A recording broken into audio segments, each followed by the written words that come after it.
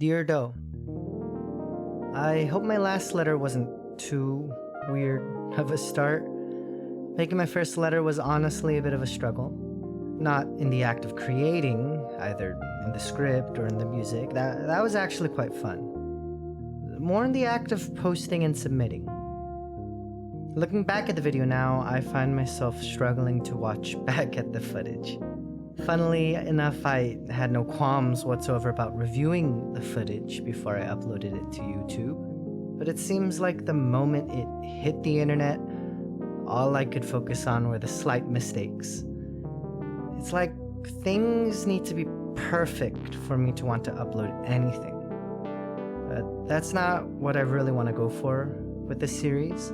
My goal is mainly to just submit something, get used to submitting something online. Maybe the project and my video making skills are a bit wet behind the ears, but it's raw and it means something to me, so I guess a win's a win. I'm just not used to having people see this side of me. The fact that there are eyes on it now makes me a bit self-conscious, like I'm some sort of product that's advertised to be perfect. But I'm not a product. I'm just some dude who wants to be a musician one day and wants to start making content that hopefully somebody enjoys. To be honest, my fears are stifling, and I'm scared of a lot of things. I'm scared of bugs. I'm scared of losing myself to the doldrums of life, like I blink and there goes 10-20 years. I'm scared of being too busy to do anything creative, worthwhile, and meaningful. I'm scared of being inadequate. I'm scared of people seeing my inadequacies. Speaking of inadequacies and the anxieties that come from it, especially after that 11th hour doom scrolling on YouTube or Instagram, living other people's lives instead of mine, this comparison drags me down.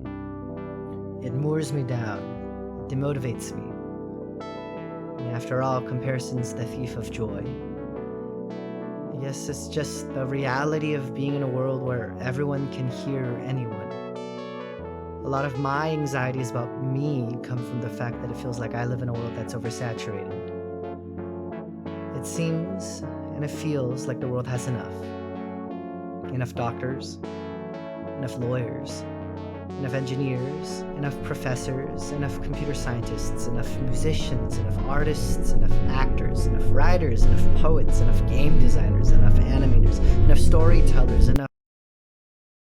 It's suffocating. I feel suffocated. Like I'm in a fucked up can of sardines where we're all just trying to make it. Well, to be more precise, the lucky ones are the ones trying to make it in the first place. We're the lucky ones. There are a lot of people who don't have the time, money, or opportunities to even fathom trying to make it. And a lot of the opportunities I've been given are just by virtue of my zip code. So, I guess I feel like I'm ungrateful? I'm not sure how to put it. It feels like I have so much, but not enough. Too little, yet what I'm asking for is too big. Maybe it's a product of late-stage capitalism, I don't know, I'm not big on economics. So I'm trying to do the best I can with what I have. I don't know what my life is going to end up becoming, but I do know I want to be heard, and I want to manage to find my own voice through this sea of people.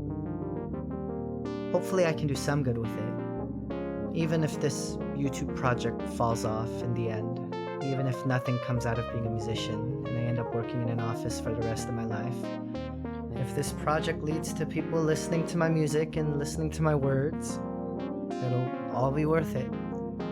I'll just keep throwing slop onto a wall until something sticks. Even if it kills me. Or even if nothing sticks. The process is beautiful enough. Jack Gilbert's poem, Falling and Flying, really puts it best in his opening line. Everyone forgets that Icarus also flew. I want to fly. I don't know how I'm gonna do it, but I want to fly. even if my wax wings drop me into the Icarian Sea. Gilbert also ends that poem with the lines, "I believe Icarus was not failing as he fell, just coming to the end of his triumph." I still got life to live, to experiment, to make mistakes and learn from them. I'd like to live a life such that when I die, it's the end of my triumph, not a confirmation of my failings. Sometimes it feels like my predilection for safety and my own inner fears have stapled my wings shut. But damn it, I'll find a way to flap my wings one way or another and do life the way I want to live it. Hopefully I can get far up enough in the air to have something come out of my efforts, stapled wings or not. I hope your staples aren't on too tight though, if you have any on you right now. Send Jane and John my regards, and yours truly, Josh.